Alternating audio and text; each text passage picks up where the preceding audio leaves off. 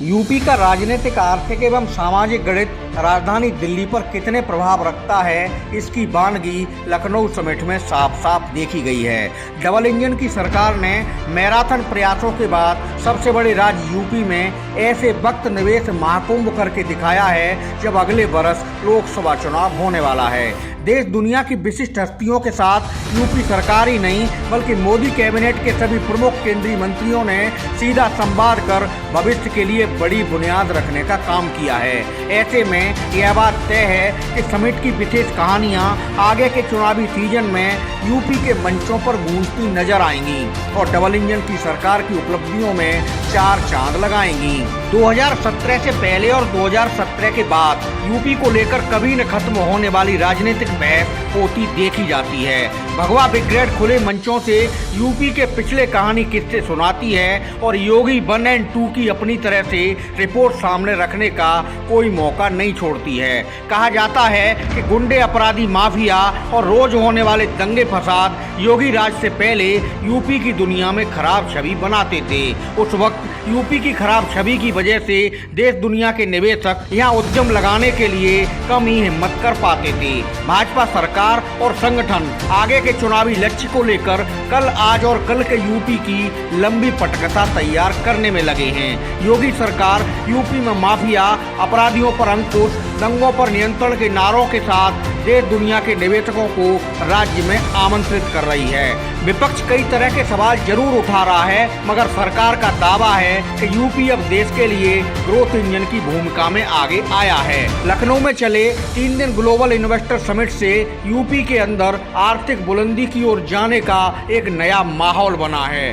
Global investor summit में मेहमान बने भारत ही नहीं, America, Japan, Canada, Australia, Germany, Netherland, UAE सहित दुनिया के तमाम देशों की बड़ी कंपनियां और निवेशक समूहों ने राज्य में बड़े निवेश की दिशा में अपनी अपनी तरह से कदम आगे बढ़ाए हैं। भाजपा हाईकमान ने योगी सरकार में कद्दावर नेता नंदगोपाल गुप्ता नंदी को सरकार में औद्योगिक विकास एवं निर्यात प्रोत्साहन जैसा अहम मंत्रालय सौंप कर भाजपा आला कमान ने बड़ा राजनीतिक दांव चला था, जिसका शानदार प्रभाव पार्टी और सरकार को साफ दिखाई भी दे रहा है। कैबिनेट मंत्री नंदगोपाल गुप्ता नंदी के औद्योगिक विजन ने सरकार के सभी काम बना दिए हैं। भाजपा कैंप में यह बात खुले तौर पर कही भी जा रही है कि ग्लोबल इन्वेस्टर समिट की प्लानिंग से लेकर उसे अमली जामा पहनाने तक का बड़ा क्रेडिट सीएम योगी आदित्यनाथ के साथ औद्योगिक विकास मंत्री नंदगोपाल गुप्ता नंदी को जाता है। सरकार ने मंत्री और अफसर समूहों की जिम्मेदारियां तय कर भव्य आयोजन को बुलंदियों तक पहुंचाने का काम किया है। देश विदेश के मेहमानों के सामने विभिन्न कार्यक्रमों के जरिए राज्य की शानदार सांस्कृतिक विरासत जिस तरह से पेश की गई, उसे देखकर हर कोई ग्लैड हुआ है।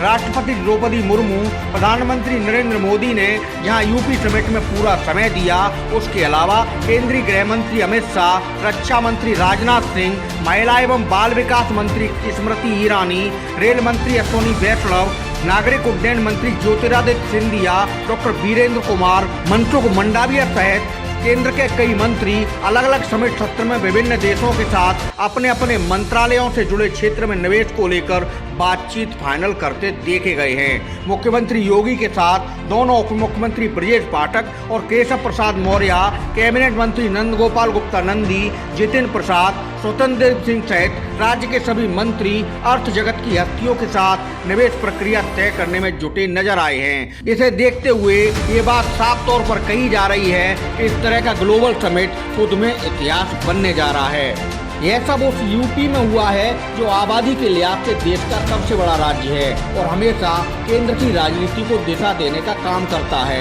2014 में जब गुजरात से मुख्यमंत्री की कुर्सी छोड़कर नरेंद्र मोदी ने यूपी का रुख किया था और काशी के मैदान से चुनावी आगाज किया था, तो उसके बाद से जो कुछ यूपी में हुआ उसे भाजपा के स्वर्णिम काल की शुरुआत कहा जाता है।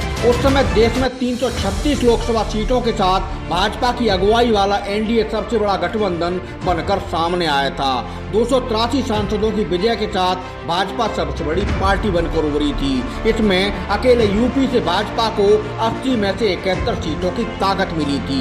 मोदी यूपी की वाराणसी और गुजरात की बड़ोदरा 2 सीटों से चुनाव लड़े थे और दोनों जीते थे।